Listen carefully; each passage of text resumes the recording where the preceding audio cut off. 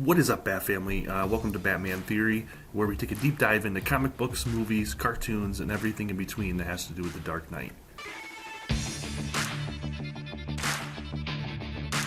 And here we go.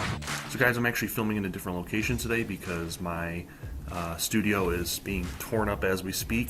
I'm going to show you guys some footage of things I'm doing for my first wall for my new DIY Batcave. First and foremost is I got to get the first wall done just so I can actually film and I can do our Batman trivia we do twice a week, Mondays and Wednesday nights at 9:30 Eastern time. So join us on there. We give away really cool prizes for the winners. So I got to get it ready pretty soon. I just started it Friday, so I gotta get moving on that. One of the things that I've been looking into doing is I have a brick wall behind this wood paneling. The entire room is wood paneling.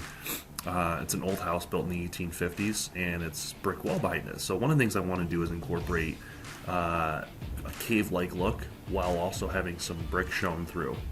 So the first thing I'm going to do is clear out the area, which I did, and then I started by using Great Stuff spray foam, and as you can see, I started doing a grid pattern. The reason I do this is I got to build up a foundation first. The grid pattern kind of once that dries will allow the other foam, as I pile the foam on, to dry on top of it. Now this foam will be what is the cave structure, or what the cave is when it's all finished. This is going to be the cave wall. So if everything works out correctly. So one of the things I'm doing is, as I add on more and more layers, once the grid's done, kind of just really kind of going through each spot. And this was pretty cheap. The reason I use this is because Great Stuff expands a lot. It's only like a little over $3 a can. I went through about 10 cans total. And like I said, just kind of going in a grid pattern, and then when I fill in the spaces, this was kind of the first foundation. And once that dried, this is kind of the finished product here, showing. And obviously this is the first layer. I want to have more and more to give it more of a cave-like look. So I went through and decided to spray first, just to make sure it kind of looked like the way I'd want it to. So I went through with a matte black finish first, went through and sprayed it really lightly all through the whole thing, made sure I got a fan in there to ventilate because it was pretty fumey, and I was an idiot and didn't wear a mask until a little later on, so lesson learned there. So this is what it looks like with just the black on there. So you can really, it actually starting to come together, but it does need another layer, and I noticed that.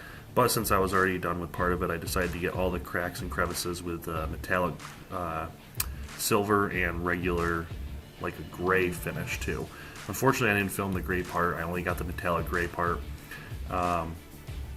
So I didn't get all of it filmed, but this is at least giving you guys an idea. So on the, as you can see, or on the left, on the left side, that wood paneling I'm not touching, that will all be brick, because underneath that wood paneling is real brick from the 1850s. So I think that'd look really cool. So one of the things that I did last night, and I didn't film, and I'm going to show you guys in the next video, is I'm adding more and more layers of the foam. So I bought more cans, and I'm probably going to go through a total of 15. And I'm going to just, now the layering is much easier, and I'm getting it like ledges and little nooks and crannies, and really smoothing out some areas and making more parts jagged. So I'm really giving the wall really cave-like life to it, really. The next thing I'm going to do once I'm done with that is I'm going to spray it all black again, use that as the base, and I'm going to go over it with light gray, dark gray, a couple camo colors, because rocks are really not one distinct color. And I'll show you guys that one in the next video. So, all so far really good start. A lot more work to do though, so we'll see you guys in the next video. Thank you so much for watching, and like I said, stay tuned for part 3 coming out very shortly, where we get the brick wall exposed and we got more of the cave wall finished, and you'll see in its finished product.